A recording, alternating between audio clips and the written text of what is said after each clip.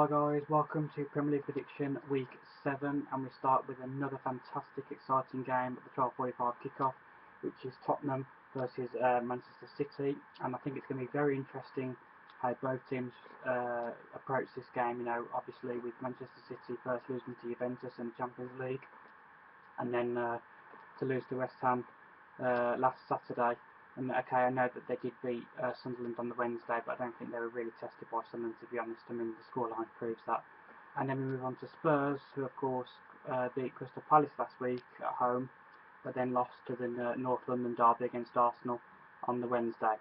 So I think both teams are going to be very cautious going into this game.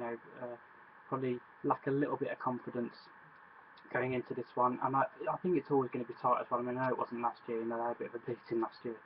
Spurs, I think Tottenham lost 4-1, but I'm not sure if that was at home or away. But they're always quite close games, these ones. The top games, I mean.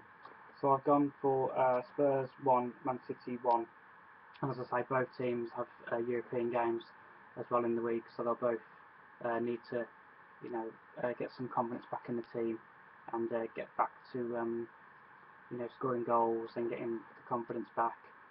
And at the end of the day, I think Manchester City can look at this and say they only have lost one, which is West Ham, and you'd probably favour them to probably just about edge this to win. But being away from home, and I think that Spurs, might cause them some problems. So hence the reason I've gone 1-1. Then we move to the 3 o'clock kickoffs, which is first we start with Leicester versus Arsenal. And I've actually gone for a very shock result for this one. I've gone Leicester 2, Arsenal 1. I think we've seen previous games, where Arsenal think they just have to turn up. And okay, we can't really think about that, like in the Premier League and stuff like that. But believe me, Arsenal do. Trust me, they do. Doesn't matter that Leicester's was 2-0 down against Aston Villa and they came back to win 3-2. Trust me, Arsene Wenger will set the team up and he'll think that they just have to turn up with the ball and win tomorrow. And countless times they get proved wrong. And I can't see why that would change tomorrow. He'd think it's a lower opposition side. Yeah, they're going to cause us a bit of problems. But we should have the quality to beat them. And sometimes I'm starting to think it doesn't quite work like that. So I've gone for a shock result and I've gone Leicester 2, Arsenal 1. Then we move to Liverpool versus Aston Villa. Now again, Liverpool apparently had a dreadful night on Wednesday. Well, it couldn't be that dreadful. I mean, they had 36 attempts. Okay, they didn't go in, but 36 attempts, it can't be that bad. But again, I didn't watch the game, so I can only go on what I'm reading with tweets and what Sky Sports News give me the feedback and stuff like that. So, but as I say, it can't be that bad with 36 attempts. I did watch the penalty shootout, and they did look quite confident, Liverpool, were taking the penalties, and well done for them getting through to the next round. But Aston Villa as well, they had a derby on Tuesday night, which I quite enjoyed watching that game, to be honest. And they can take some confidence going into that too. But what they must remember is, they did go 2-0 up against Leicester and lost 3-2 in the end, and then I think they lost to the Baggers last week as well, 1-0. So, but I think they've had. I think the last 2 visits they've took to Anfield, I think they drew 2-2, and they actually beat Liverpool last year. So I think they can take some confidence going into Anfield tomorrow. So I've gone Liverpool 1, Villa 1. Then I have gone for 2 lively games. First we start with West Ham versus Norwich. I've gone 2-2 for that game, merely and simply because I think both teams score a lot of goals and let a lot of goals in too, and I think that would be quite a good game for the neutrals' point of view.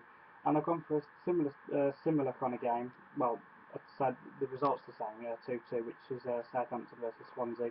The same kind of situation. Both teams score a lot of goals, but let a lot of goals in too. And I'm going to be, as I said this year, it's going to be very interesting to watch how Southampton and Swansea do this year, because I think both teams can have a serious run and see if they can get into Europe. If not, maybe have a good cup run, maybe even win the cup.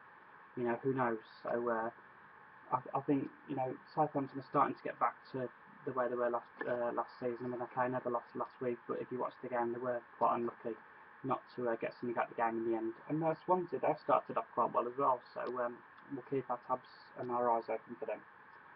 Then we have Stoke versus Bournemouth, and again, Bournemouth do let in a lot of goals, but Stoke aren't particularly playing too well at the moment, and I think Bournemouth will have to be quite firm and steady, tomorrow for, against Stoke, being the away team, and they've let quite a lot of goals in Bournemouth at the moment, so I think they probably have to work on the defence.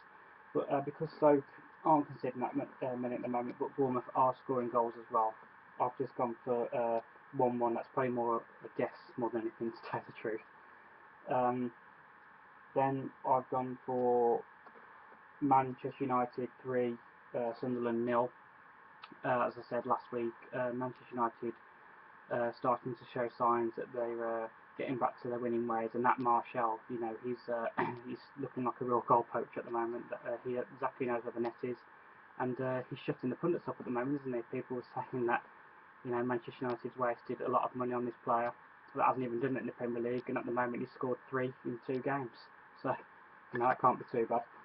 And again with Sunderland, I can't really see them causing Manchester United much of a problem at Old Trafford. No disrespect to them, but you'd expect Manchester United to walk over 3 points quite easily in that game.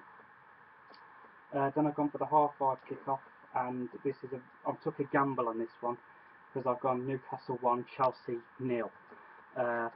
Purely simply because when I say a gamble, sometimes we'll sit there and we'll say in a game, I can't believe this such and such is happening to Arsenal, such and such is happening to... perfect example last week with West Ham against Manchester City, and on the first game of the season with Arsenal. So I took a gamble, and I've gone for Newcastle 1, Chelsea 0. I've gone for a shock result tomorrow. Then we move to Sunday's kick-off, which starts at 4 o'clock, and I've gone for Watford 1, Palace 1. Both teams are hard to break down. As we saw last week with Tottenham, they found it quite hard to break Crystal Palace down at times. They did get a lucky break in the end, catch them on the break, and it was a very good goal actually from Son. And but I think with tomorrow, I think both teams will challenge each other quite well, and it'll be probably stuck in midfield, but both teams will just have two fantastic moments, which is why I've gone 1-1. And then we have the Monday night football, which is West Brom versus Everton, and again I've gone West Brom 0, Everton 2. Again, even though West Bromwich Albion have had some good games this year, you'd expect Everton to have the quality to just about see this off and be quite comfortable taking 3 points away from the Hawthorns. That has been my predictions for this week, guys. Please do take care. Do give it a thumbs up if you like this video, and I hope everyone gets the results they want. And I will see you next week, guys. Thank you for watching.